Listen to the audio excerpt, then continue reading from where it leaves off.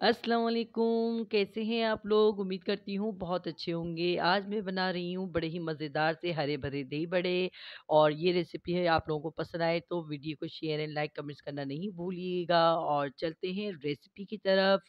और रेसिपी पसंद आए तो वीडियो को लाज़मी सब्सक्राइब करा करें जो न्यू है देखने वाले। तो यहाँ मैंने लिया है 1 कप भर के बेसन और ये कप छोटा-सा है और अगर आपको ज़्यादा बनाना है तो आप लोग ज़्यादा भी ले लीजिएगा।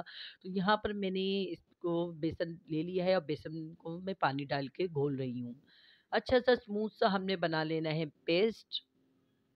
और रमज़ानों में तो चेंज कर के ही कुछ ना कुछ रेसिपियाँ बनती हैं और इसीलिए बस मज़ा आ जाता है भई कुछ ना कुछ तो चेंज होना ही चाहिए। कभी चटपटे दही बड़े तो कभी मीठे दही बड़े और बच्चे भी बड़े खुश होते हैं दस्तरख़्वान देख-देख कर। ये बड़े खुश हो रहे होते हैं और रेसिपियाँ चल रही होती हैं साथ में और बस एन्जॉय कर रहे होते हैं। चाहे कितने ही भूखे प्यासे हों लेकिन देखिए कितना सब्र होता है हम लोगों के अंदर और अल्लाह पाक किस तरह से सब्र देता है। और यहाँ पर मैंने बेसन को अच्छे से घोल लिया और इसके अंदर डाला है मैंने नमक और नमक के बाद डाल रही हूँ इसके अंदर मैं ज़ीरा।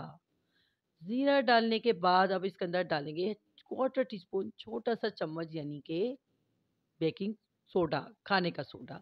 यहाँ डाला है मैंने 1 टीस्पून इसके अंदर पिसी हुई लाल मिर्च और ज़रा-सी 1 टीस्पून से हाफ टी हल्दी डालिए और अब अच्छे से कर रहे हैं इसको मिक्स और ये दही बड़े बड़े खुशबूदार मज़ेदार से बनते हैं। और इसके अंदर देखिए ज़रा-सा मैंने इसके अंदर ऑयल भी डाला है ताकि दही बड़े अच्छे से सॉफ्ट से बने।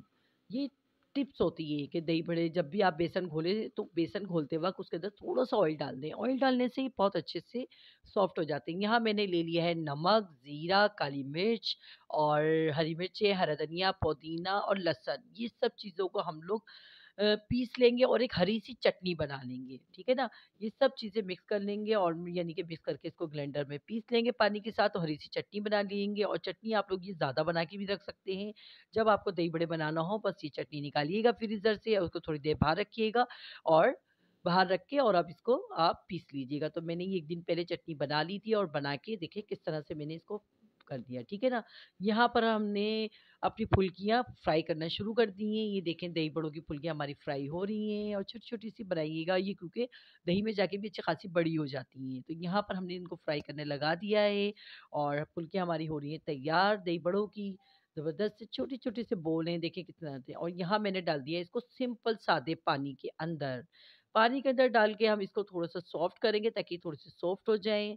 और पानी में मैंने कोई ठंडा पानी लिया नहीं लिया, गर्म पानी नहीं लिया और ना ही नमक डाला है, ठीक है ना? यहाँ मैंने सिंपल दही लिया है, दही में यही हरी चटनी मिलाई है, हरी चटनी मिक्स कर दी है मैंने। अच्छा, हरी चटनी मिलाने के बाद इसके अंदर थोड़ा-सा डालेंगे हम नमक, पिंक सॉल्ट क्योंकि पिंक सॉल्ट बहुत ज़्यादा फ़ायदेमंद होता है सेहत के लिए भी, तो पिंक सॉल्ट डालें और अपना सादा नमक यूज़ करा करें। कोई आयरन वाला या कोई इस तरह का होता है ना नमक नहीं यूज़ करा करें प्रोसेस वाला।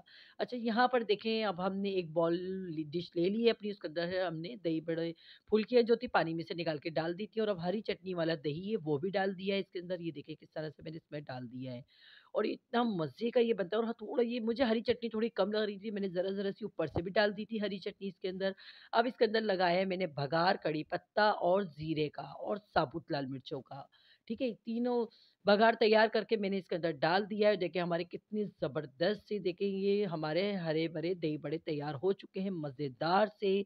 तो मिलते हैं नेक्स्ट वीडियो में अच्छी सी रेसिपी के साथ। अल्लाह हाफ़िज़।